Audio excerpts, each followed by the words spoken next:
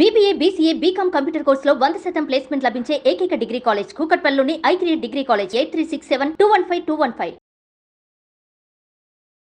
నమస్కారం, మీరు చూస్తున్న సుమన్ టీవీ. నేను కీర్తి. ఆదివారం అమావాస్య ఎప్పుడు ప్రత్యేకంగా మాట్లాడుకుంటాం. ఎందుకని? నరదిష్టి, నరఘోష, వ్యాపార అభివృద్ధి కావాలన్నా, పెళ్లిళ్ళు ఇన్ టైంలో అవ్వాలన్నా, పిల్లలు అభివృద్ధి చెందాలన్నా, ఈ రోజుని సద్వినియోగం చేసుకోవాలంటే ఏం చేయాలి, ఏం చేయకూడదు, అసలు అమావాస్య రోజు చేయాల్సిన దాన ధర్మాలు, చేయకూడని దాన ధర్మాలు ఏంటో మనకు తెలియజేయడానికి ప్రముఖ ఆస్ట్రాలజర్ బ్రహ్మశ్రీ నందిబట్ల శ్రీహరి శర్మ గురుగారు ఉన్నారు. నమస్తే గురుగారు. వాగర్థావివ సంపృక్తౌ వాగర్థ ప్రతిపత్తయే జగతః పితరౌ వందే పార్వతీ పరమేశ్వరౌ. ఆదిత్యాయ చ సోమాయ మంగళాయ బుధాయ చ గురు శుక్ర శనిభ్యశ్చ రాహవే కేతవే నమః. శృంగేరి జగద్గురు పీఠాధిపతులకి, కంచి పీఠాధిపతులకి నమస్కారములు తెలియజేసుకుంటూ కార్యక్రమాన్ని ప్రారంభిద్దాం. గురుగారు, ఎన్ని అమావాస్యలు వచ్చినా ఆదివారం అమావాస్య వస్తే దాని గురించి ప్రత్యేకంగా మాట్లాడుకుంటాం. ఎందుకని? చాలా ప్రత్యేకమైనటువంటి రోజమ్మ అమావాస్యకి, ఆదివారం అమావాస్యకి. గురుగారు, అంటే మనకు శాస్త్ర మూలాల్లో గనక వెళ్ళినట్లయితే అమావాస్య రోజున మనకు చంద్రుడు కనబడడు. అవును. ఆదివారము అనేటువంటిది రవికి సంబంధించినటువంటి వారం. అవును. అమావాస్య రోజున కేవలం సూర్యుడు మాత్రమే ఉంటాడు. కాబట్టి ఇది చాలా ప్రత్యేకమైనటువంటిది. పితృకారకుడైనటువంటి రవి, పితృతిథి అయినటువంటి అమావాస్య కలిసి రావడం వల్ల ముఖ్యంగా పితృదేవత ఆరాధనకి చాలా విశేషంగా చెప్పబడి ఉంది. గురుగారు, అయితే కొంతమంది తాంత్రికులు క్షుద్ర ప్రయోగాల కోసం కూడా ఇటువంటి రోజు కోసం వేచి చూస్తారు. పైగా ఇప్పుడు వచ్చేటువంటి చైత్రమాసంలో వచ్చేటువంటి అమావాస్యకి చాలా గొప్పదైనటువంటి లక్షణం ఉంది. క్షిప్రతారలు అని ఉంటాయి. అశ్విని, పుష్యమి, హస్త. అంటే ఏ పని చేసినా చాలా తొందరగా జరిగిపోవాలి అంటే ఈ క్షిప్రతారల్లో చేయాలి. అటువంటి క్షిప్రతారలో మహా గొప్పదైనటువంటిది అశ్విని నక్షత్రం కలిసి వచ్చింది. ఆదివారము అమావాస్య అశ్విని నక్షత్రం. కాబట్టి ఈ రోజున కొన్ని పనులు చేయాలి, కొన్ని పనులు అస్సలు చేయకూడదు. ముఖ్యంగా ప్రధానంగా చెప్పుకోదగినటువంటిది ఏంటంటే, చాలా మంది అంటే మనకి ఇంగ్లీష్ వాడు పెట్టినటువంటి రూల్ ప్రకారం చూసుకుంటే ఆదివారం హాలిడే, వారం రోజులు కష్టపడతాము, వీకెండ్ వచ్చేసరికి ఎంజాయ్ చేస్తాము. అవునండి, అన్ని చేయాల్సినవి చేయకూడనివి కూడా చేసేస్తాము కొంతమంది. అంటే ఏ పని చేసినా చేయకపోయినా చాలా మంది ఆదివారంకి వచ్చేసరికి ముఖ్యంగా హెయిర్ కటింగ్, షేవింగ్ చేసుకుంటారు. చేయకూడదు, ఎప్పటికీ చేయకూడదు, అసలు ఎప్పటికీ ఆదివారం నాడు చేయకూడదు. అందున ఈ అమావాస్య, పౌర్ణమి, అష్టమి, చవితి ఈ తిథులలో అస్సలు చెయ్యకూడదు. ఎందుకని గురుగారు? దానికి ఏదైనా అంటే మన ఆరోగ్యానికి, అంటే ఎందుకంటే మనకు ఆరోగ్యానికి, మన శిరస్సుకి మనకు సంబంధించిన లింక్ ఉంటుంది.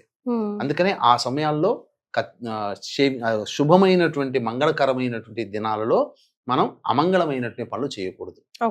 అది కాబట్టి ఇది అభ్యంగన స్నానం కూడా అస్సలు చేయకూడదు. చేయకూడదమ్మా. ఆదివారం నాడు అసలు నూనె తాకకూడదు అని అంటారు. నూనె కొనుగోలు చేయకూడదు, నూనె ముట్టుకోకూడదు.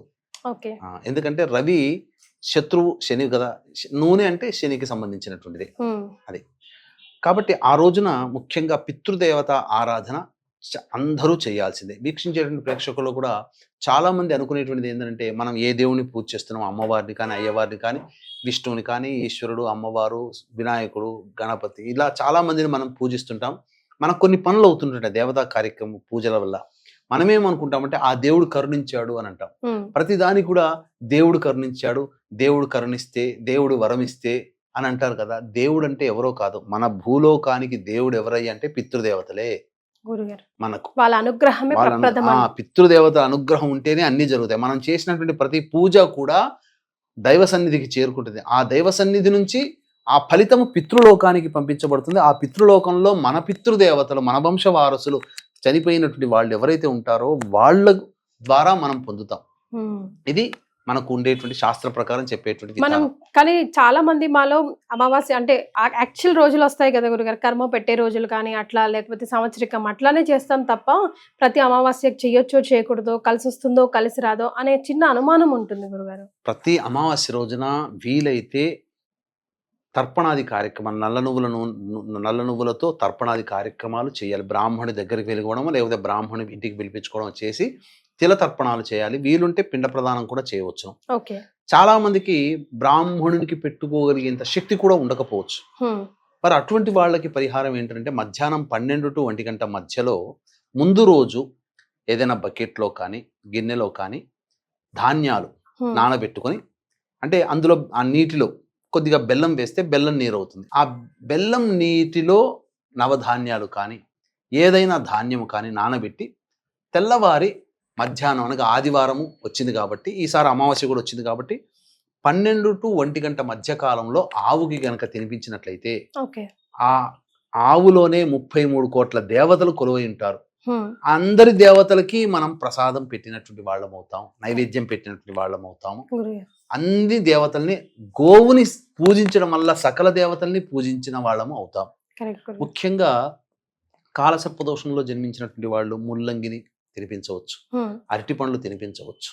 అలాగే ఏదైనా కానీ బుద్ధి బలం కావాలనుకునే వాళ్ళు ఆకుకూరలు తినిపించవచ్చు. ఇలా మనం ఆవుకి ఏదైనా తినిపించవచ్చు, కానీ అన్నాన్ని మాత్రం పెట్టకూడదు. అస్సలు పెట్టకూడదు. అన్నం పెడితే ఆవు క్షోభిస్తుంది, ఆయాసపడుతుంది. అది ఇక మనం గమనించుకున్నట్లయితే ఈ ఆదివారము అమావాస్య చాలా అద్భుతమైనటువంటి రోజు. అంటే ఏంటి?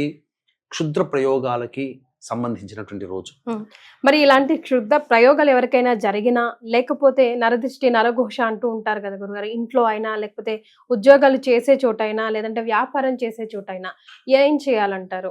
ఇదంతా పోవాలి, నెగిటివిటీ పోవాలంటే? ఈ నెగిటివిటీ పోవాలంటే అసలు నరదృష్టి ఎలా వస్తుందో మనం తెలుసుకోవాలి. ఇటువంటి రోజు కోసం చాలా మంది తాంత్రికవేత్తలు ఎదురు చూస్తుంటారని చెప్పాను కదా. ఆ రోజున చాలా మంది దిష్టి తీసో లేకపోతే ప్రయోగం చేసో కొన్ని పదార్థాలు 4 కూడళ్ళు 3 కూడళ్ళు 2 కూడళ్ళ మధ్యలో పెడతారు. కానీ ఈ రోజున సమాజంలో ముఖ్యంగా మన ఇండియన్స్ వాళ్ళు ఎట్లా ఉన్నారనంటే, పొద్దున్న లేచిన దారభ్యత సెల్ ఫోన్, లేస్తూనే నడుస్తూనే ఆ సెల్ ఫోన్లో రీల్స్ చూసుకుంటూ, వాట్సాప్ మెసేజ్లు చేసుకుంటూ, ఫ్రెండ్స్తో మాట్లాడుకుంటూ, చిట్ చాట్ చేసుకుంటూ పోతుంటుంటారు. కింద ఏం వస్తువులు ఉన్నాయి, ఏం తాకుతున్నాం, ఏమనే సోయి వాయి లేకుండా పోతూనే ఉంటుంటాం. పెద్దవాళ్ళ దగ్గర నుంచి చిన్న వాళ్ళందరం కూడా. వేరే దేశాల్లో ఇంత దారుణం అయితే ఉండదమ్మా, మనకే పట్టింది ఈ దారుణం అంతా. మనమే ఎక్కువగా నెట్ వాడుతున్నాం కాబట్టి తెలుసో తెలియక చాలా మంది ఇలా తొక్కుతూ ఉంటుంటారు. అటువంటి వాళ్ళకి పరిహారం కూడా చెప్పబడి ఉంది. ముఖ్యంగా ఆ రోజున ఆడవాళ్ళు అలా దాటడం వల్ల మనకు అది ఎఫెక్ట్ పడుతుందా? ఖచ్చితంగా పడుతుందమ్మా. ఎందుకు పట్టదు? ఇప్పుడు మీకు ఒక చిన్న విషయం చెప్తాను. మీకు ఒక కర్చీఫ్ ఉంది, ఆ కర్చీఫ్ సెంటు కొడతారు, పెట్టిన తర్వాత దాన్ని పక్కకు పెడతారు, దాన్ని మళ్ళీ చేతితో పట్టుకుంటారు. పట్టుకొని చూస్తే మీ చేతికి సెంట్ అంటదా? వాసన వస్తుందిగా చేతిలో. అంతేలేండి, వైరస్ కనిపించదుగా, ఎఫెక్ట్ అయితే ఉంటది. ఎఫెక్ట్ నరదృష్టికి సంబంధించింది కూడా అది అలాగే ఉంటుంది. అది ముఖ్యంగా పాదాల్లో చేరి ఏ ఇంట్లో పోతామో ఆ ఇంట్లో తిష్ట వేస్తుంది.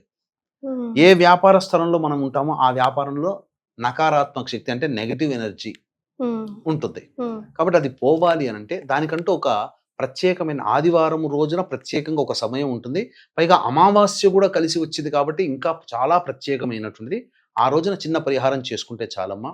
అయితే వీక్షించేటువంటి ప్రేక్షకులు కూడా గమనించాల్సినటువంటిది, ఈ వైశాఖ మాసము తదియ రోజు అక్షయ తృతీయ అని అంటారు. ఈ అక్షయ తృతీయ సందర్భంగా జాతకరీత్యా కలుగు విద్య, వివాహ, ఉద్యోగ, దాంపత్య, అనారోగ్య సమస్యల నివారణకి ముఖ్యంగా మీనమేష, మిథున, కర్కాటక, సింహ, కన్య, వృశ్చిక, ధనుస్సు, కుంభరాశులలో జన్మించినటువంటి వారికి శనిదోష పరిహార్థమే శనీశ్వర హోమము, అఘోర పాశుపత మంత్ర హోమంతో పాటు ముఖ్యంగా ఆ రోజున లక్ష్మీదేవి ఆరాధన విశేషంగా చేయాలి. కాబట్టి లక్ష్మీ మూలమంత్ర సంపుటిత లక్ష్మీ సూక్త హోమం అనేటువంటిది చేయించడం జరుగుతుంది.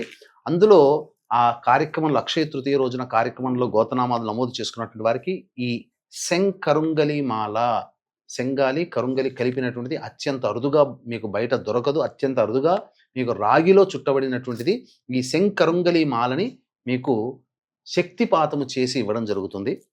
అవకాశం ఉన్న వాళ్ళు ఈ కార్యక్రమంలో పాల్గొని మీ గోత్రనామాదులు నమోదు చేసుకొని దీన్ని సొంతం చేసుకోవచ్చు. ఇక ఆ రోజున ఒకవేళ మాలనే కావాలి అనుకున్న వాళ్ళు తీసుకోవచ్చునమ్మా. ఎందుకంటే శక్తిపాతం చేస్తేనే, ఎందుకంటే మామూలుగా మనము ఏదైనా కానీ యంత్రాలు కొనుక్కుంటుంటారు బయట, పెట్టుకున్నంత మాత్రాన యంత్రం ఏం పని చేయదు. పని చెయ్యాలి అని అంటే దానికంటూ శక్తిపాతముడు. సెల్ ఫోన్ కొనుక్కున్న తర్వాత సెల్ ఫోన్ పని చేయాలంటే దానికి ఛార్జింగ్ పెట్టాలిగా. ఈ ఛార్జింగ్ లాంటిది ఇది శక్తిపాతం అనేటువంటిది. వీటికి శక్తిని ప్రసాదిస్తాం. రైట్. అట్లాంటిది అనమాట. కాబట్టి శక్తిపాతం చేసినటువంటిది అందరికీ చక్కగా ఇవ్వచ్చు. ఇటువంటిది మాల ధరించడం ద్వారా కాలసర్ప దోషము, అలాగే కుజ దోషము, నెగిటివ్ ఎనర్జీ అనేటువంటిది వెళ్ళిపోతుంది, పాజిటివ్ ఎనర్జీ వస్తుంది. చాలా మటుకు కొన్ని కర్మ దోషాలు మనకు తొలగిపోతాయి. Yes, right.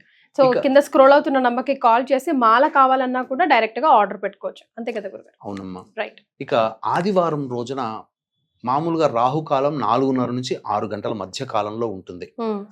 అయితే ఈ ఆదివారానికి ఏంటంటే శరభసాళ్వ సమయము అని చెప్పి ప్రత్యేకంగా చెప్పబడి ఉందమ్మా. ఈ సమయంలో ఈసారి సాయంకాలం సాయంకాలం 27వ తారీఖు రోజున 4:30 నుంచి 4:50 వరకు మాత్రమే శుభంగా ఉంది. 4:50 నుంచి 5:40 వరకు కూడా దుర్ముహూర్తం ఉంటుంది. కాబట్టి ముందుగానే పొద్దున పూటనే బూడిద గుమ్మడికాయని తెప్పించుకొని దాన్ని చక్కగా కడిగి బొట్లు పెట్టి అందులో ఎర్రటి గుడ్డలో కానీ లేకపోతే ఈ బ్లూ కలర్ గుడ్డలో కానీ చుట్టాలి.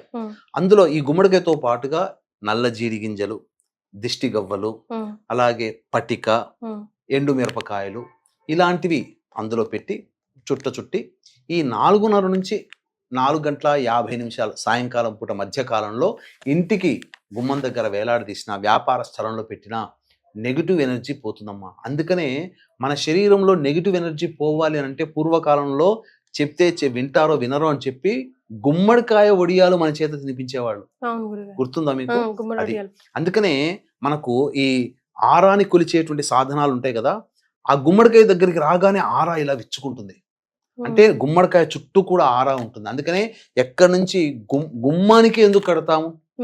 ఇల్లు అన్నప్పుడు ఎక్కడో చోట కట్టొచ్చుగా, ఏదో చోట కిటికీకో లేకపోతే ఏదో మూలకో కట్టొచ్చు కదా. గుమ్మానికి ఎందుకు కడతామంటే ఆ గుమ్మం కింద గుండా మనం ఇంట్లోకి ప్రవేశిస్తాం. కాబట్టి ఎప్పుడైతే మనం ప్రవేశిస్తామో ఆ బూడిద గుమ్మడికాయకి దగ్గరికి ఎప్పుడైతే వెళ్తామో ఒక శక్తి ఉంటుంది. ఆ శక్తి మన బాడీ మీద రావడం వల్ల నెగిటివ్ ఎనర్జీ మన బాడీలోంచి వెళ్ళిపోతుంది. బయట ఎక్కడైనా తొక్కి వచ్చినా ఆ ప్రభావం పోతుంది. కాబట్టి ఇటువంటి మంగళకరమైనటువంటి రోజున గనక ఎవరైతే ఈ విధమైనటువంటి పరిహారం ఇంట్లో కానీ వ్యాపార స్థలంలో చేసుకుంటారో వాళ్ళకి నెగిటివ్ ఎనర్జీ పోతుంది. ముఖ్యంగా ఈ ఆదివారం అమావాస్య ఉన్నటువంటి రోజున మధ్యాహ్నం పూట చక్కగా వృద్ధాశ్రమంలోకి వెళ్ళి పెద్దలకి ఏదైనా వాళ్ళు తినగలిగే పండ్లు ఇతర ఫలాలు ఇచ్చి వాళ్ళ ఆశీర్వచనం తీసుకొని వచ్చినట్లయితే పితృదేవతల యొక్క అనుగ్రహం కలుగుతుంది. పితృదేవతలు అనుగ్రహిస్తేనే మనకు అన్ని శుభాలు జరుగుతాయి. దేవుడి కన్నా పితృదేవతలు చాలా బలీయమైనటువంటి వాళ్ళు. వాళ్ళ అనుగ్రహంతోనే 5 వేళ్ళు మనకు నోట్లో పోతున్నాయి. అన్ని విషయాలుగా ఆనందంగా జీవించగలగడానికి కారణము పితృదేవతలే. మనం సమస్యలు ఇబ్బంది పడుతున్నాము, అలాగే ఏది కూడా సంతోషం ఉండలేకపోతున్నామంటే ఆ పితృదేవతను ఆరాధన చేయకపోవడం వల్ల మనకు వచ్చే సమస్యలుగా భావించాలి. కాబట్టి ఇక నుంచి అయినా కానీ ఇటువంటి అవకాశాన్ని సద్వినియోగపరచుకొని చక్కగా చేసుకుంటే జీవితంలో పైకి ఎదుగుతామని చెప్పొచ్చు. గురుగారు, ఆదివారం అమావాస్య కలిసి వచ్చిన రోజు చేయాల్సినవి చేయకూడని దానాలు ఏమైనా ఉన్నాయా ప్రత్యేకంగా? ఇప్పుడు ఇందాక నూనె అసలు తెచ్చుకోకూడదు అని చెప్పారు కదా, చెయ్యకూడని పనులు అయితే ఉన్నాయమ్మా. ఏంటంటే షేవింగ్ చేసుకోకూడదు, కటింగ్ చేసుకోకూడదు, మద్యపానము, ధూమపానము, మాంసాహారం తీసుకోకూడదు. ముఖ్యంగా దాంపత్యం అస్సలు పనికిరాదు. ఇది ఆదివారాలే పనికిరాదు, ఆదివారాలే పనికిరాదు, ఇవన్నీ పనికిరాదు. ఇంకా అమావాస్య రోజు వచ్చినప్పుడు అస్సలు పనికిరాకూడదమ్మా. ఇక దేవతా సంబంధమైనటువంటి విషయాలు మనం చేసుకోవచ్చు. చక్కగా చలివేంద్రం గనక ఏర్పాటు చేసుకుంటే ఈ రోజు నుంచి ఈ వైశాఖ మాసము, జ్యేష్ఠ మాసము గ్రీష్మ ఋతువు కాబట్టి చేసుకోవచ్చు. చాలా సంతోషం గురుగారు, ధన్యవాదాలు. సర్వం శ్రీ ఉమామహేశ్వర పరబ్రహ్మార్పణమస్తు.